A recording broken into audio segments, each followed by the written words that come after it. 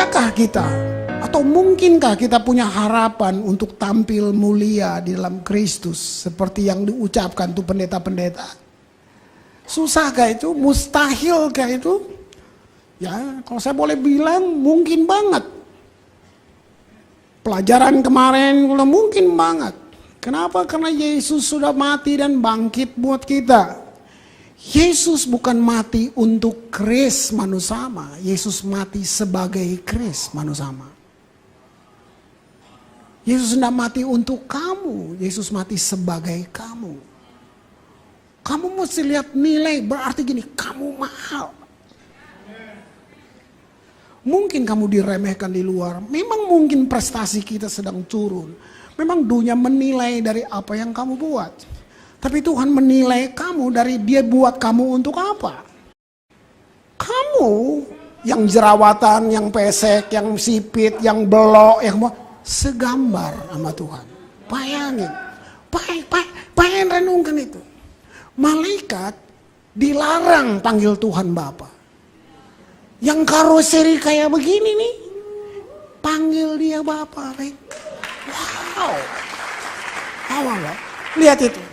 Jadi judul ini, mungkinkah judul ini hidup yang senantiasa dipenuhi Kristus? Mungkin. Kalau kamu bilang saya rindu, saya mau kasih tahu, Tuhan lebih rindu lagi kamu mengalami itu.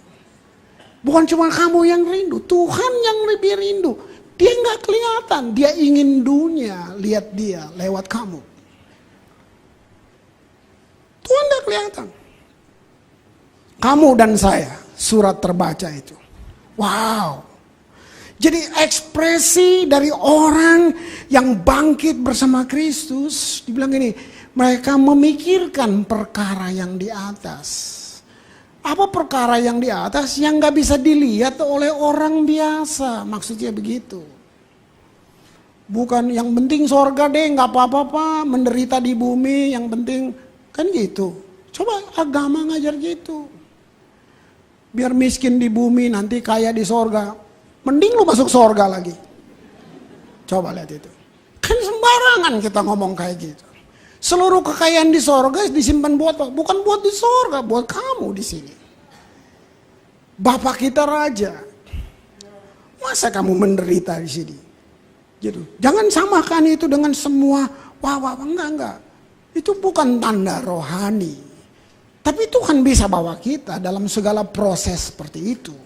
Orang-orang zaman dulu begitu susahnya bayar harga. Bisa, saya percaya itu.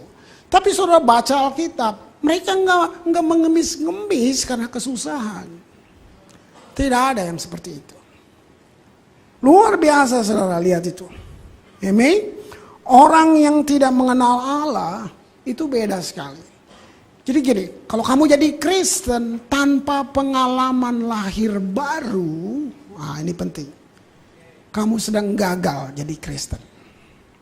Kamu sedang gagal jadi Kristen. Oke, saya mulai dengan satu ayat di sini, Efesus 4 ayat 17. Sebab itu kukatakan dan kutegaskan ini kepadamu di dalam Tuhan. Janganlah hidup lagi sama seperti orang-orang yang tidak mengenal Allah dengan pikirannya yang sia-sia. Apa sih yang dimaksud orang yang tidak mengenal Allah? Nah, saya punya latar belakang dulu dari kitab Efesus ini. Orang yang gak mengenal Allah, alasan pertamanya, waktu Paulus menulis ini, dia sedang berbicara tentang orang-orang non-Yahudi, yaitu orang-orang yang ada di luar perjanjian dengan Allah. Apa bedanya pada waktu itu Yahudi dan bukan Yahudi? Bedanya begini, Yahudi, Abraham bukan orang Yahudi. Saya bilang, Abraham bukan. Abraham dari tanah Ur, itu Arab Utara. Dia bukan orang Yahudi, lahir dari Abraham. Nah, lewat Abraham, jadi gini, cerita gini. Sebelum ada Israel, bangsa-bangsa lain udah ada. Bangsa lain udah ada. Nah, lihat kerennya Tuhan gitu. Mereka tuh sudah menyembah Allah. Allah menurut mereka. Entah itu batu, pohon, binatang, apa saja. Dewa-dewa mereka sembah. Tuhan tidak datang bikin gempa bumi, kasih penyakit. Siapa suruh lu nyembah deh? Enggak gitu. Tuhan enggak kampungan begitu. Itu kita yang kampungan. Tuhan enggak gitu. Saudara lihat ini, kelihatannya kayak dongeng. Tapi mari lihat, bangsa-bangsa sudah ada.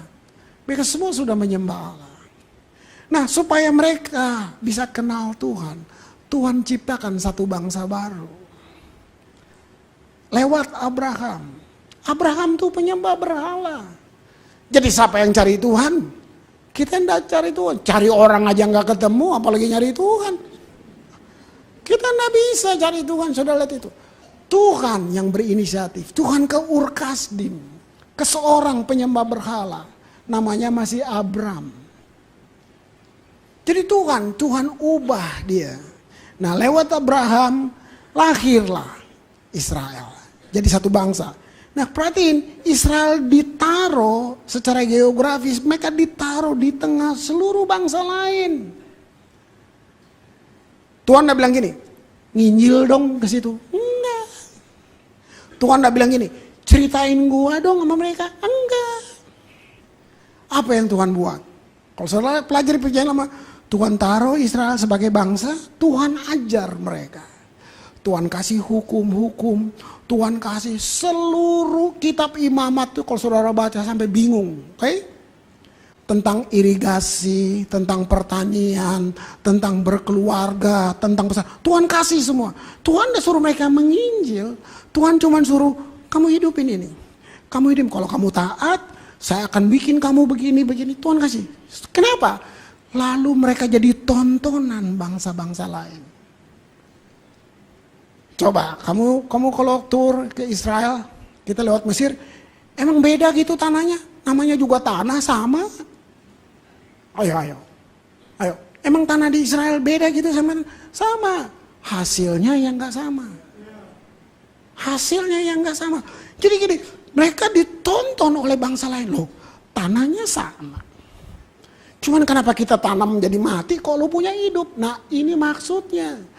Tuhan juga sekarang dengan saudara, Tuhan kasih firman supaya kamu hidupi firman, lalu dunia nonton kamu. Jadi Paulus sedang bilang gini, jangan jadi orang-orang yang hidup tanpa perjanjian. Nah, itu dibilang orang-orang yang tidak mengenal Allah tuh orang yang tidak punya perjanjian dengan Tuhan. Nama Tuhan adalah Tuhan perjanjian. Itu namanya. Gitu. God of Covenant, Tuhan perjanjian. Jadi kalau saudara hidup walaupun kamu bilang kamu Kristen, tapi kalau kamu hidup di luar perjanjian, kamu nggak ada apa-apa, nggak ada bedanya loh, sama aja. Gitu. Ini penting. Jadi orang yang tidak mengenal Allah sekarang ini, kalau saya ambil zaman sekarang ini, orang-orang yang belum menyerahkan hidupnya kepada Tuhan Yesus Kristus. Nah, kita bisa jadi Kristen otomatis karena papa mama Kristen, kita Kristen. Itu nggak bisa. Tuhan bukan Tuhan borongan. Papa mamamu nggak bisa berdiri di depan takhta Allah untuk kamu. No, pendeta kamu nggak bisa berdiri di sana. Guru agama kamu gak bisa berdiri. Kamu masing-masing berdiri di depan dia, mempertanggungjawabkan hidupnya. Sebab itu kamu perlu jumpa dia. Kamu perlu sampai di taraf kamu kasih hidup kamu buat dia. Bukan untuk jadi pendeta, kecil banget tuh. Tapi untuk kamu hidup dengan tujuannya dia. Kenapa lahir baru? Supaya kamu hidup dengan cerita yang baru. Nah, cerita baru inilah membawa kamu kepada destiny, kepada tujuan. Cuma itu. Kamu mungkin cuma jual sayur, kamu cuma jual pulsa, tapi kamu lahir baru, kamu ciptaan baru. Itu pulsa lu beda tuh. Gitu. Itu beda banget gitu. Waduh Pak, saya cuma jual sayur Pak, saya uang gado-gado, tukang coto, nggak apa-apa. Tapi karena lu lahir baru, itu coto karismatik jadinya. Ini saya mau kamu sadar ini baik-baik. Tukang soto banyak. Loh, satu kali kan tukang soto ikut saya ke Israel. Saya ngomong, Belanci, tukang soto banyak. Yang ke Israel cuman lu nih. Coba lihat itu. Coba saudara lihat. Luar biasa, saudaraku. Ini maksud saya. Jangan hidup seperti orang-orang yang terhilang. Nah, orang-orang ini, kalau tadi dibilang, ya, orang-orang ini, kenapa? Mereka tidak hidup dengan tuntunan Tuhan. Terhilang tuh masuk itu. Loh, saudara punya semuanya. Kamu punya gelar, kamu punya status sosial yang baik, kamu punya harta. Tapi kamu gak punya Yesus.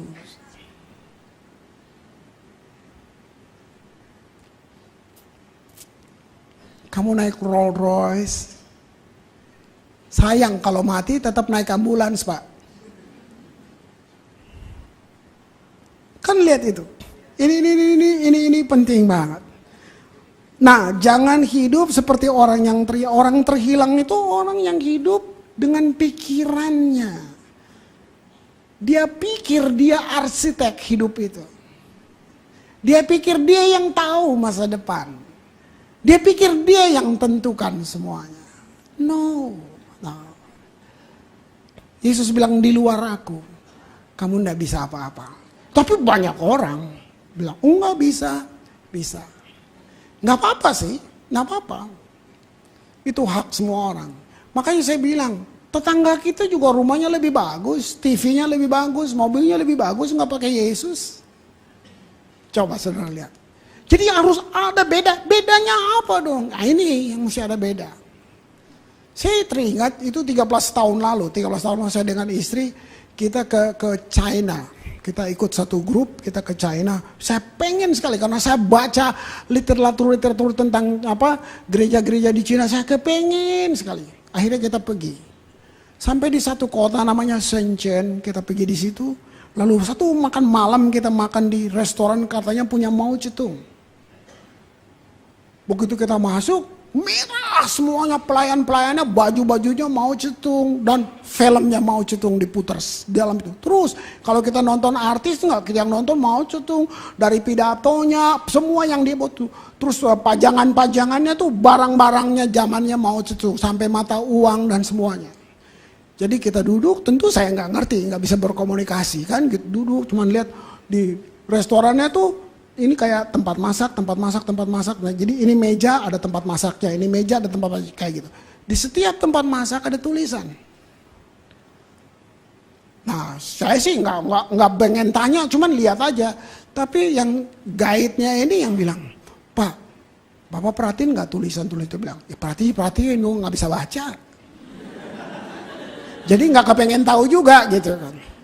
Oh, tapi menariknya gini, dibilang, Pak, itu tulisan itu adalah semua perkataan Mao Zedong untuk rakyatnya. Wah, saya mulai diam. Saya mulai bilang gitu. Oh ya? Coba kamu artiin salah satu. Jadi di meja saya ada tulisannya. Itu perkataan Mao Zedong begini. Kalau kamu makan, jangan sampai ada nasi yang jatuh di bawah. Karena di luar banyak orang susah. Wih, saudara. Saya seperti nggak ada Roh Kudus, nggak ada Yesus, ngomongnya kayak gini.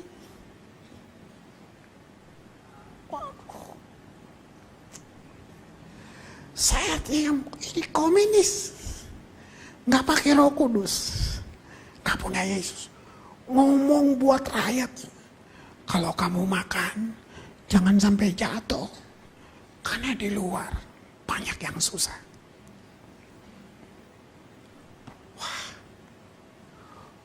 Wow, terus saya bilang, untuk saya tahu itu mesti ke Cina dulu, mahal banget. Untuk tahu cerita ini, saya mesti pergi, mahal banget. Saya bilang, Tuhan, luar biasa. Tuhan, saya sampai dalam Tuhan. Kenapa Tuhan tidak jumpai dia? Mana enggak? Tuhan tidak jawab, Tuhan tidak apa-apa, jadi saya enggak. Saya cuma bertanya, Tuhan, hebat banget orang ini. Terus saya jalan di mall gede banget. Di luar tuh kayak keramiknya bagus. Ini pelataran luarnya. Jadi saya sedang kagum-kagum lihat ada satu sini kayak kembangannya beda gitu. Nah saya kan nggak ngerti, jadi saya bilang matching juga ya. Itu sama ini matching ya. Kayaknya bilang ini, bukan Pak, yang ini untuk orang buta. Oh kembangannya beda, ini buat orang buta. Jadi tahu, oh ini jalan. Terus saya bilang, saya mikir lagi, Tuhan, ini komunis loh. Masih mikirin jalan buat orang buta. Gue pulang ke negara gue, sembahyang tiap hari, bunuh-bunuhan atas nama Tuhan. Aduh saudara, beda sekali. Yang mana yang gak kenal Allah? Sebentar. Yang mana? Sayang kalau kita bilang punya Yesus, tapi mulut kita kebun binatang, cara kita perlakukan pembantu, supir, semuanya. Wah.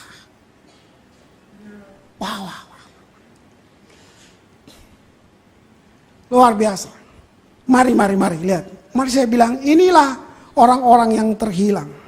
Nah, waktu kamu berpikir dengan otak, gak sama dengan hati. Benar. Baca firman dengan otakmu, kamu akan tahu. Hanya tahu. Kamu tahu banyak. Imam-imam, ahli-ahli Taurat, mereka tahu banget. Mereka gak baca buku porno, mereka gak nonton film, mereka gak baca buku yang lain kecuali Taurat. Mereka tahu, cuman tahu. Mereka tahu seluruh nubuatan tentang Mesias.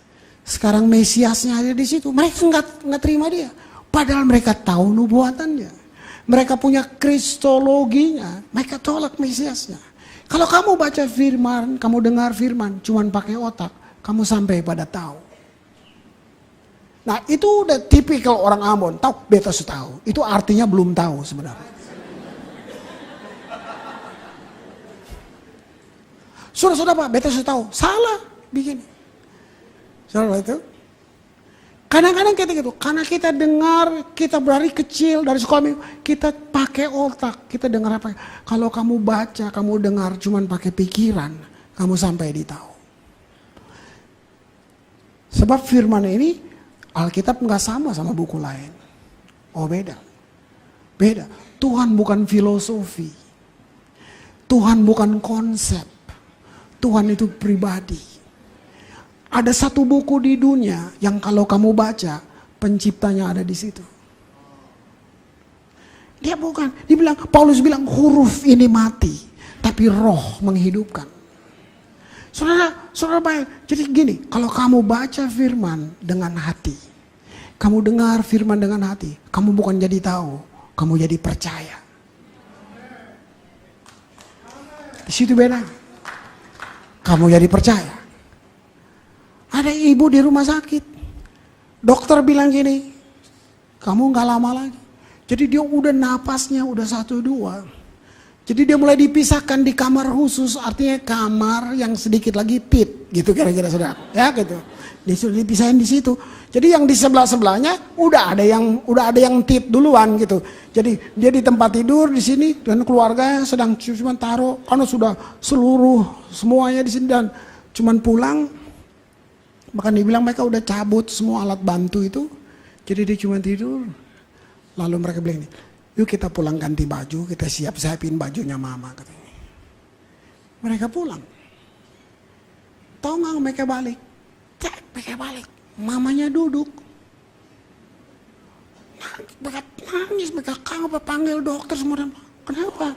Dia tanya, mama ada siapa yang datang? Terus mamanya ngomong ini, kalian semua pulang.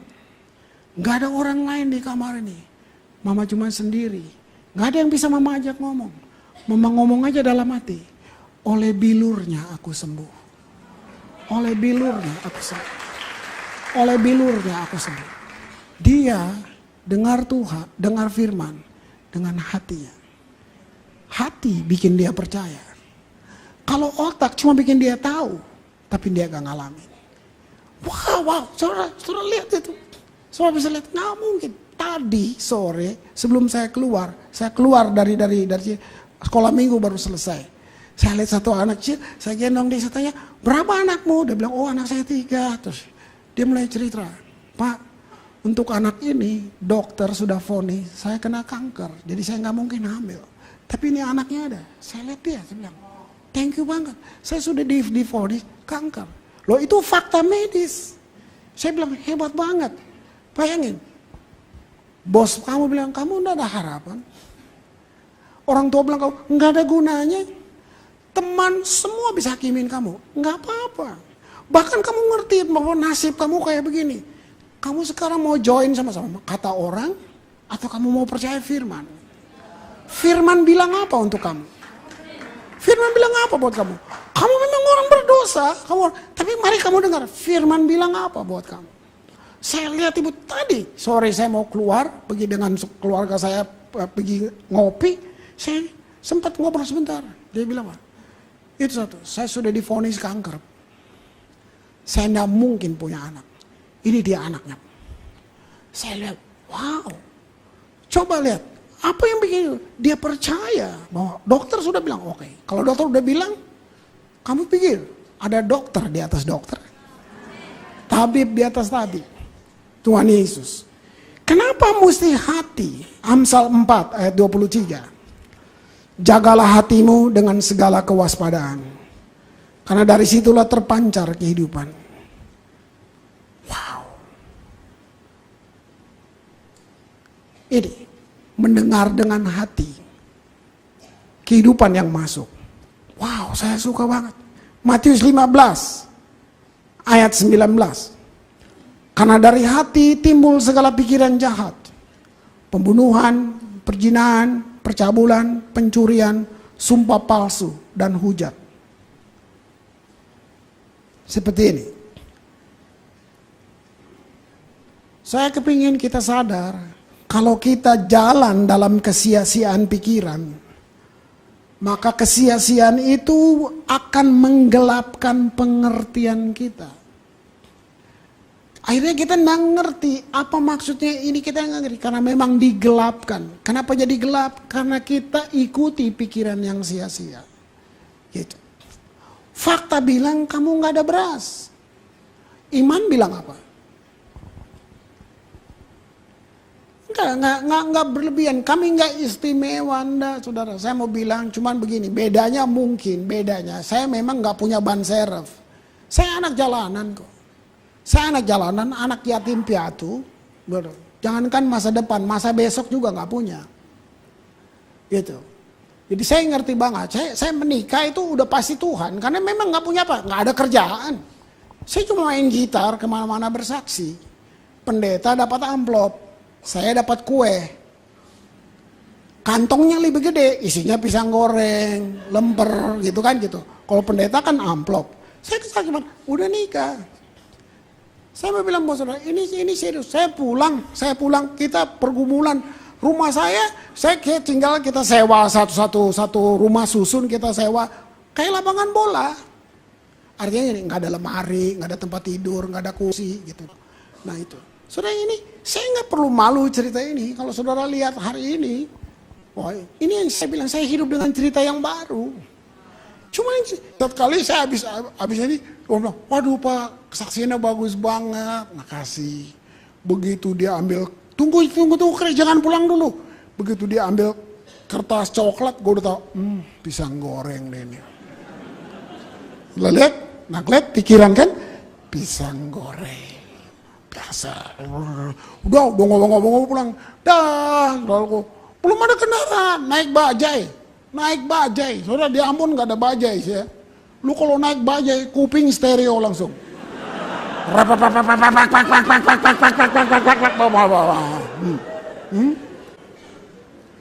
Kalau habis naik bajai, jangan denger lagu, nggak ada yang bagus.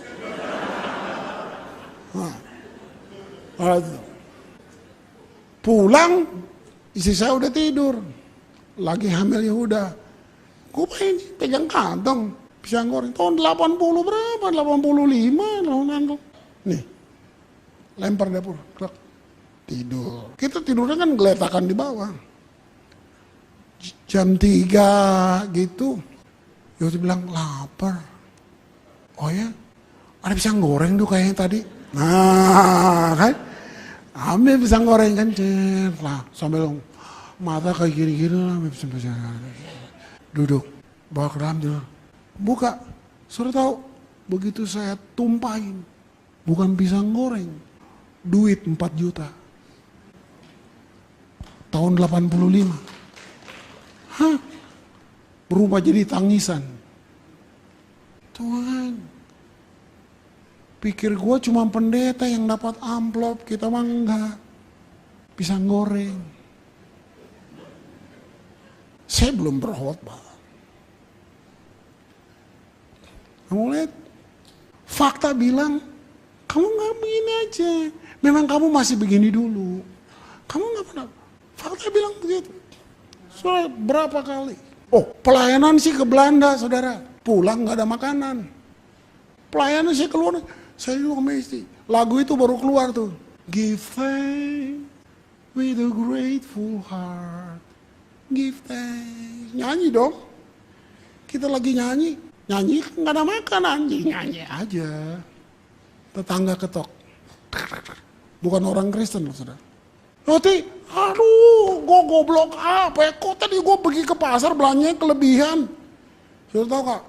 Ikan lebih 2, tahu lebih 2, semua lebih 2. Ya buat kita berdoa. Ini dia buat lo ya. Belum berdoa lo, baru nyanyi tadi tuh. Mari. Saya seperti diingatkan itu kembali. Seperti inilah yang dibilang kamu hidup dengan hati. Kamu hidup dengan hati. Wow. Pengertian yang gelap, Efesus 4 ayat 18. Dan pengertiannya yang gelap, jauh dari hidup persekutuan dengan Allah. Karena kebodohan yang ada di dalam mereka dan karena kedegilan hati mereka. Masa-masa itu buat saya, istri saya wanita paling beriman di dunia. Karena mau apa aja, jepit rambut, minta sama Tuhan. Ini serius. Mau apa aja, jepit rambut, minta sama Tuhan. Waduh, bohlah mau ganti. Nggak ada cara lain. Kami benar hidup karena percaya. Maksudnya nggak ada satu jaminan. Nggak ada gereja lokal zaman itu di mana saya bisa jadi pelayan di gereja. Nggak ada gereja lokal, Pak. Saudara lihat itu? Wow.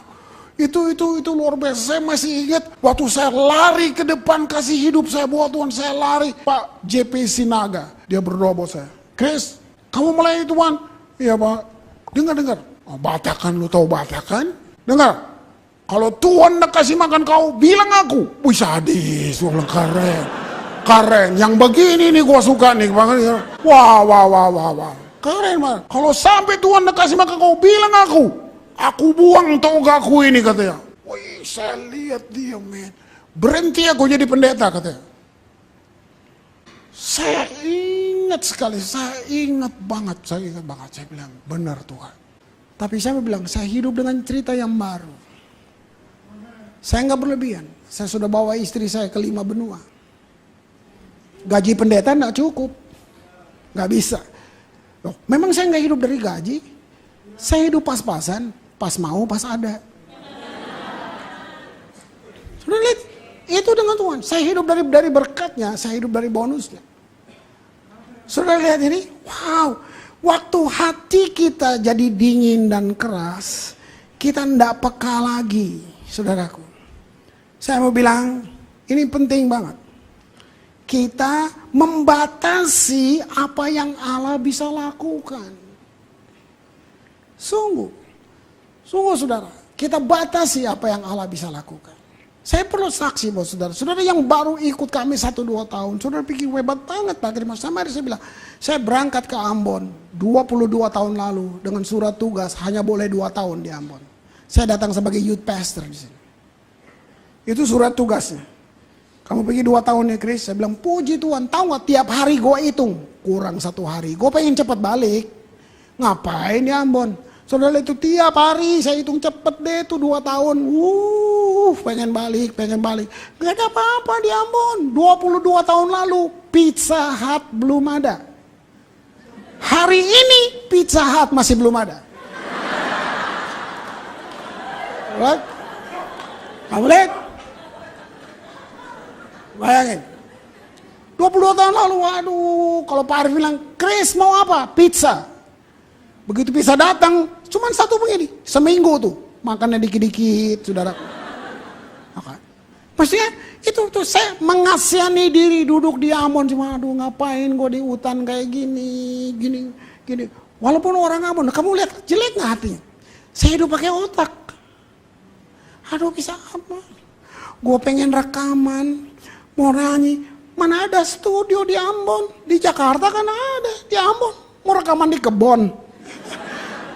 Pokoknya saya seperti kecil banget ya Ambon. Hari ini kalau bilang nggak bisa tukar, mau dengan apa kek, dengan Amerika kek, nggak bisa tukar. Saudara. Karena tahu Ambon memperkaya saya secara teologis. Ambon ini memperkaya saya dalam berjalan dengan Tuhan. Saya lihat Tuhan gede banget. Dari Ambon lah saya pergi ke bangsa-bangsa. Bukan dari mana-mana. Ini kalau saudara lihat. Wow. Hati kita, apa sih saudaraku? Hati kita, dia tidak bisa peka. Ya, saya mau bilang, hati kita tidak bisa peka, keras. Dia mungkin masih berfungsi, tetapi dia cuma peka terhadap hal-hal yang fisik, bukan yang rohani. Orientasinya semua kepada daging. Nah disinilah kita sebanyakan hidup, sekalipun kita Kristen, kita tidak peka. Itu juga yang buat saya bertobat dengan firman yang kemarin. Wah, ini penting banget. Jadi saya coba catat kemarin khotbah minggu itu ada satu kata bilang ini, berhenti kejar pintar ayat, tapi kejar pewahyuan.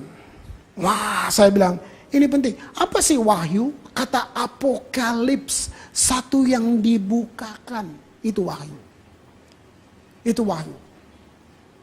Jadi gini, ada persoalan, entah itu pernikahan, entah itu bisnis, entah itu apa, dalam persoalan, bukan nasihat yang kamu butuh. Kamu butuh wahyu.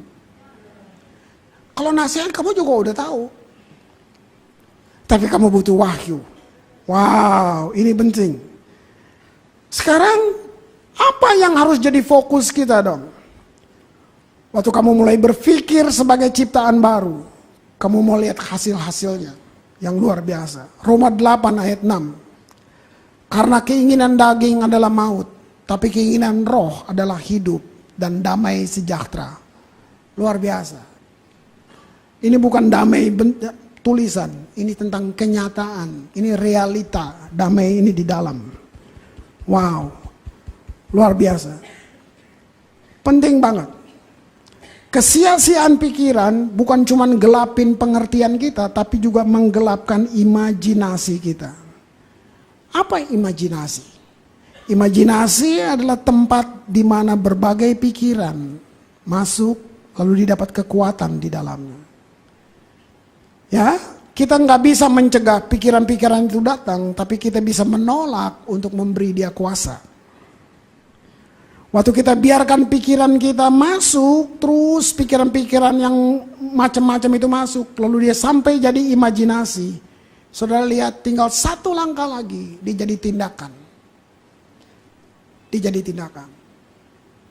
Tuhan tidak ciptakan kamu untuk jadi pencuri. Tapi kamu tergoda dengan gaya hidup. Kamu ingin punya barang seperti orang lain punya. Tuhan tidak mau kamu harus jual diri kamu.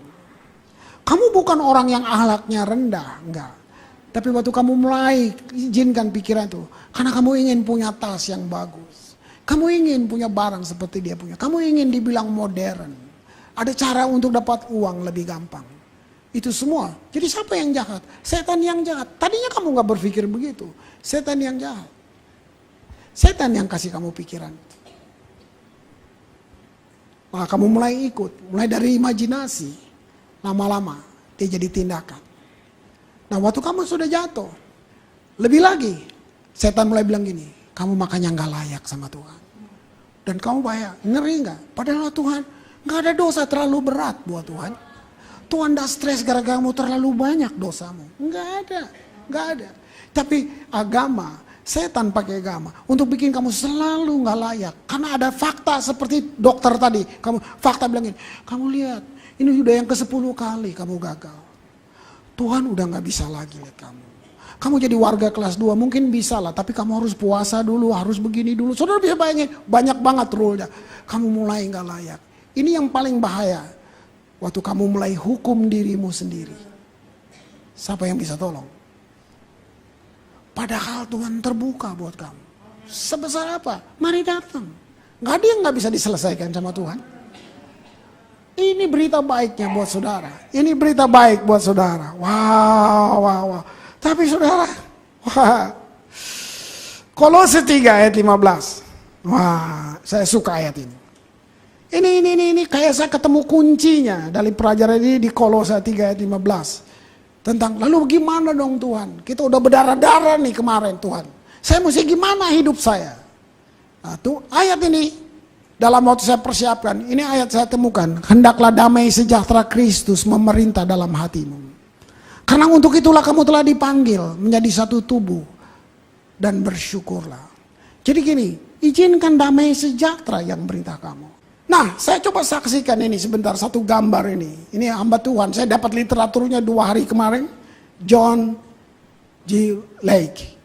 Ini dia. Ini nama John Paliama ini. Hamba Tuhan hebat ini. Kenapa saya ambil kesaksian dia? Ini tentang damai sejahtera yang memerintah. Dia sedang kejar waktu, dia harus sampai di satu tempat waktu. Jadi dia sedang ngebut, dia sedang jalan naik di tanjakan dari tikungan yang tajam. Begitu dia nikung, didengar suara Tuhan, parkir sebelah kiri, segera parkir sebelah kiri. Menurut John, nggak layak, kayak sulit untuk dipercaya nasihat ini. Tapi karena dia terlatih mendengar itu, dia parkir, dia nggak perlu cerna, dia parkir saja. Begitu dia parkir, hanya hitungan detik, satu mobil truk lepas kendali meluncur, bahkan dia nyebrang trotoar, nabrak mobil lain dan masuk jurang. John Lake bilang gini, kalau tadi saya nggak dengar tuntunan itu, saya udah mati bersama truk itu. Ayat ini sedang bilang ini, kalau kamu izinkan damai sejahtera. Wow.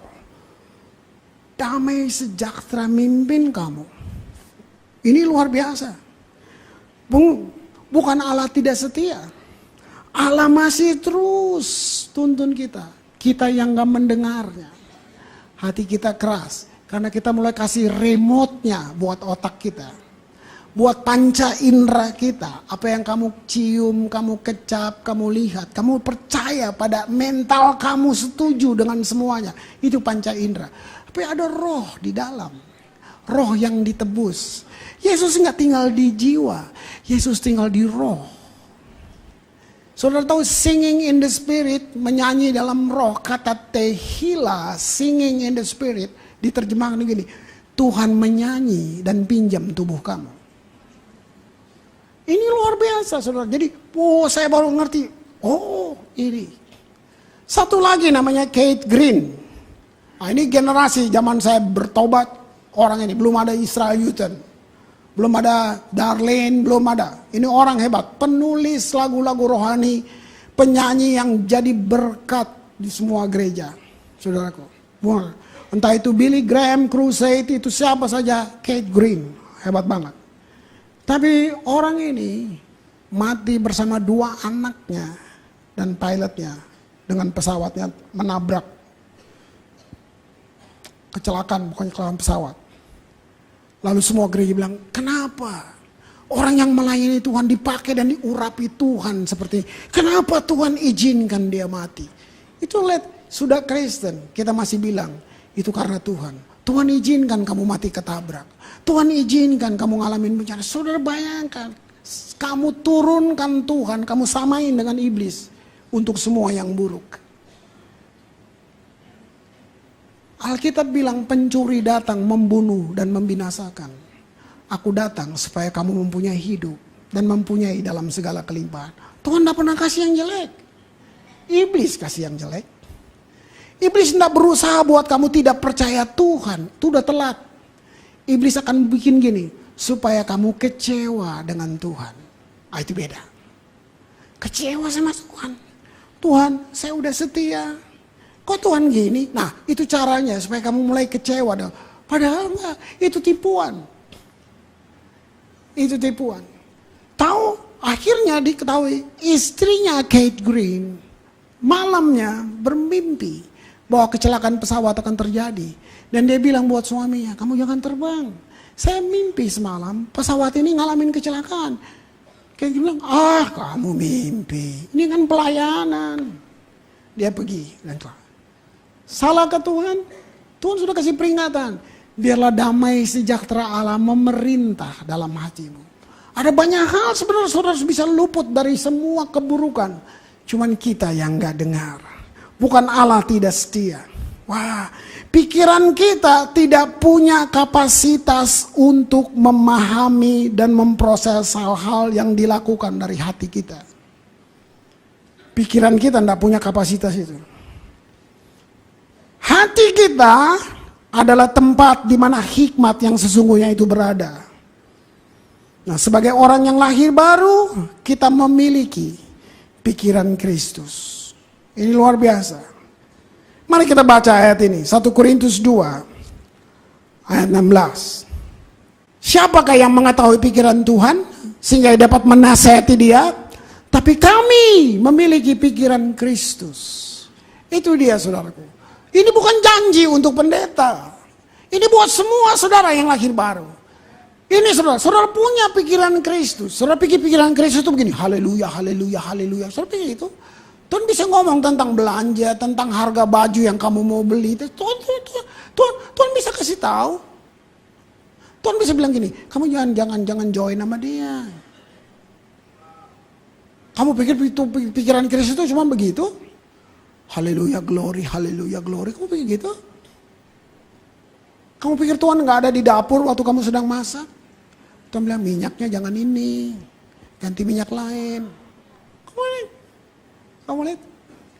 Kamu pikir waktu kamu lagi nonton berita di TV, berita bilang begini, Tuhan bisa bilang gini, iya karena begini. Keren banget kan? Kolose 3 ayat yang ke-10. Dan telah mengenakan manusia baru yang terus menerus diperbaharui untuk memperoleh pengetahuan yang benar menurut gambar haliknya. Keren gak kalau kamu di dalam Kristus? Ilmu pengetahuan, ini dunia alamiah, para ahli mengatakan bahwa kita hanya pakai otak kita 10%. 10% pun udah Einstein itu. Baru dipakai itu, udah bikin pesawat ke bulan tuh. Keren ya? Tapi mari saya bilang, kalaupun kamu gunakan 100% otak kamu, itu masih tidak bisa menandingi yang hanya 10% dari pikiran rohani. Kenapa? Karena ada pikiran Kristus di dalamnya. Kayaknya saya bermain kata, no. Saya mungkin ada pernah dengar saya cerita, saya perlu ulang buat kamu. Ada buku tulisan orang-orang terpandai abad 20. Salah satu orang terpandai di dalam namanya Eric Warner von Braun. Siapa dia? Orang yang merancang Apollo pergi ke bulan.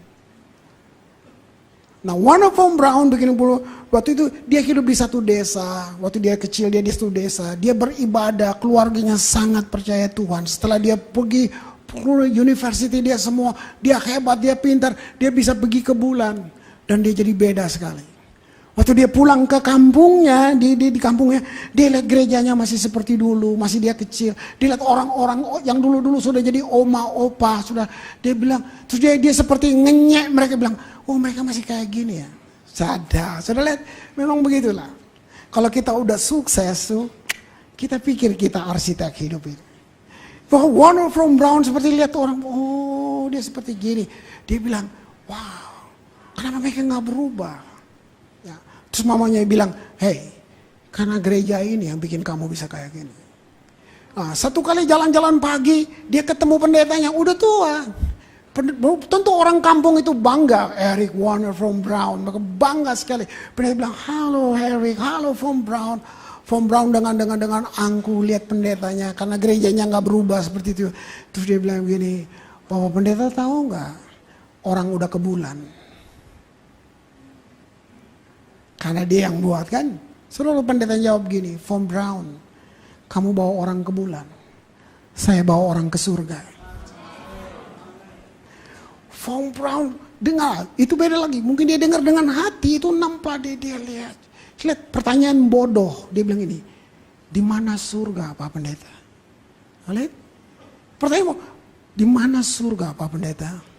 Pendeta bilang ini, bulan kamu bisa lihat pakai mata, surga kamu nggak bisa lihat pakai mata. Pendeta kampung dan Von Braun berlutut, puji Tuhan masih rendah hati. Sekian tahun kemudian, konferensi para sarjana di Jerman, pembicaranya Eric Warner von Braun, temanya iman seorang ilmiawan. Dia pakai alat komputer, dia pakai semua teknologi, dia nyalakan lilin, dia cerita tentang Tuhan. Apa itu iman? Yang 1000 lebih, semua ilmiawan duduk di situ.